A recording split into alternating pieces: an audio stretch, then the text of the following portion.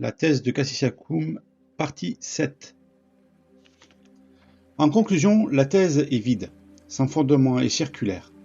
Même en faisant abstraction de tout autre argument externe, la logique même de la thèse, fondée sur les principes qu'elle représente, est tout simplement intenable.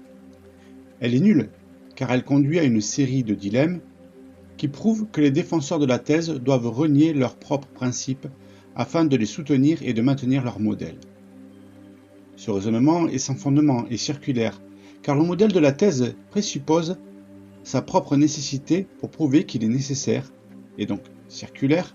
Il est donc circulaire car il présuppose sa conclusion et sans fondement, car la nécessité qu'il invoque, le besoin pour les cardinaux de procéder à une élection, n'est en réalité d'aucune nécessité véritable. En résumé, cette thèse se révèle fausse et doit être immédiatement rejetée et évitée. Elle n'apporte aucun bénéfice à l'esprit rationnel, et comme aucune erreur ne peut servir à la vérité, elle ne rend certainement pas service à l'Église. Bien que nous estimons que ces arguments suffisent à prouver de manière concluante que la thèse doit être rejetée, nous allons néanmoins examiner d'autres arguments importants avancés par les défenseurs de la thèse, anticipant ainsi d'autres contestations qui seront soulevées et apporter une preuve supplémentaire de l'erreur de cet argument dans toute sa structure. 3. Sur l'impossibilité d'un pape matériel.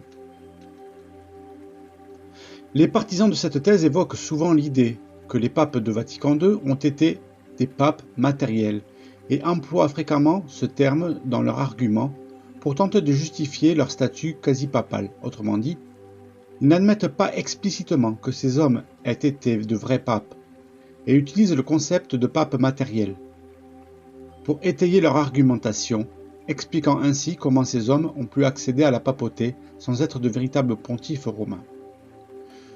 Nous démontrerons ici que cela est impossible car l'idée même d'un pape matériel est une nouveauté aux yeux de l'Église et une aberration au point de vue philosophique, théologique et logique. De plus, loin de soutenir leur argumentation, l'invocation d'un pape matériel ne peut être validée que par le même modèle fallacieux et circulaire que nous avons déjà exposé. Enfin, un pape matériel, ou un pape élu, au sens donné par la thèse, n'a jamais existé dans l'histoire de l'Église. Le pape matériel est un concept dénué de sens. Pour commencer, nous tenons à préciser qu'un pape matériel est une invention de la thèse. Une telle entité est introuvable dans l'histoire de la pensée catholique. Vous ne trouverez aucune mention d'un pape matériel ou d'un pape matérialiste dans aucun document catholique, encyclopédie ou ouvrage théologique. À présent, examinons ce que les défenseurs de la thèse entendent par pape matériel.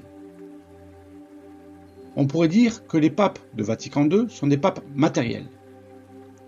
Nous entendons par là que, bien qu'ils ne soient pas de véritables papes, les papes de Vatican II posséderaient un aspect matériel de la papauté, à savoir l'élection à la papauté.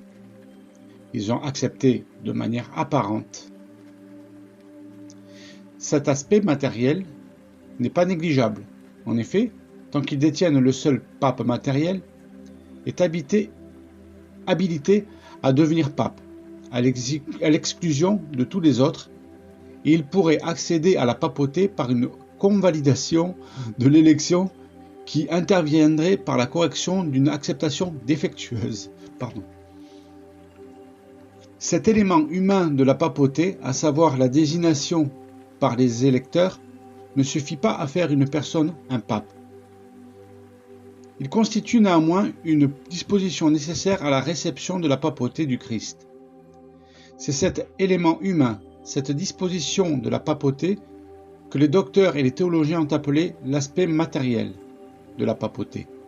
Dès lors, l'emploi de l'expression pape matériel se justifie pour décrire cette situation paradoxale d'une personne ayant reçu un élément humain matériel de la papauté, à savoir l'élection et une acceptation apparente, sans pour autant avoir reçu la papauté elle-même du Christ, c'est-à-dire l'autorité divine pour gouverner l'Église, que les théologiens ont qualifié de forme ou de élément formel de la papauté. Par conséquent, les tenants de cette thèse définissent un pape matériel comme un individu qui détient des droits exclusifs sur la papauté, car il a reçu une partie de la matière papale, une élection bien entendu. Nous rejetons déjà l'affirmation selon laquelle de tels individus auraient reçu une élection valide, comme nous l'avons expliqué ailleurs, plus haut, ou avant. Nous n'aborderons toutefois pas cette question pour le moment. Il est toutefois possible de démontrer qu'il s'agit d'un argument erroné pour au moins deux raisons. Première raison, l'argument postule un être avec la matière mais sans la forme, ce qui est impossible. Deuxièmement, dans l'ordre pratique, un individu élu ne constitue pas la matière ultime définie de la papauté. Donc, il est possible et absurde d'avoir un être composé uniquement de matière sans forme. Pour comprendre cela, il faut d'abord exposer la philosophie de ces concepts. Les partisans de cette thèse affirment qu'il s'inspire de la philosophie scolastique, thomiste, qui elle-même s'appuie sur l'œuvre d'Aristote. Les concepts de matière et de forme ne sont pas compliqués. En termes simples, dans notre univers, tous les êtres sont composés de matière et de forme. Matière est la substance fondamentale d'un être, tandis que la forme est le principe organisateur. La silhouette, qui définit une chose, cependant, l'application de cette idée peut être très vaste. En termes thomistes, la matière existe par ce qui lui parvient, car en soi, elle a une existence incomplète. Donc, en termes simples, la forme donne existence à la matière. Autrement dit, la matière seule ne suffit pas à créer une chose. Ce n'est que lorsque la matière se combine à une forme que quelque chose prend véritable existence. Prenons l'exemple d'une table en bois. Si l'on se contente de supposer qu'une table en bois existe, elle n'existe pas encore. Nous savons qu'il nous faut du bois et le façonner pour en faire une table. Nous nous approvisionnons donc en bois. Le bois est la matière de la table. Cependant, nous ne pouvons pas dire qu'une table existe déjà. Nous n'avons que du bois. Il nous faut donc ajouter la forme de la table au bois. Nous devons transformer le bois pour qu'il prenne la forme d'une table. Une fois cela fait, une fois que nous avons la matière et la forme de la table existe, véritablement. Cela ne s'applique pas seulement qu'aux objets, comme les tables et les statues. Cela s'applique même à des êtres tels que des sacrements, le baptême et eau, matière, plus rite, la forme, ou même un pape. Un pape est un homme éligible, matière, l'autorité papale, formelle, la forme. Veuillez mettre sur pause pour examiner le schéma et comprendre ce qui vient d'être dit. Par conséquent, nous pouvons déjà conclure qu'un pape matériel ne peut pas être doté d'une existence significative car, selon les lois rudimentaires de la philosophie thomiste, la matière n'a pas d'existence, ne devient pas un être tant qu'elle n'est pas unie à la forme correcte.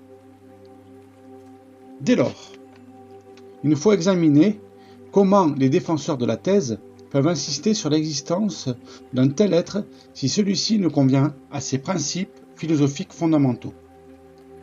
La réponse réside dans le fait qu'un pape dit matériel a reçu une partie de la matière papale. Citation de saint Antonin. Je cite : « Ainsi, par le terme de papauté, nous entendons l'élection et la désignation de la personne, ce qui constitue l'aspect matériel de la papauté, comme nous l'avons déjà dit. Alors ce pouvoir demeure au sein du collège après la mort du pape.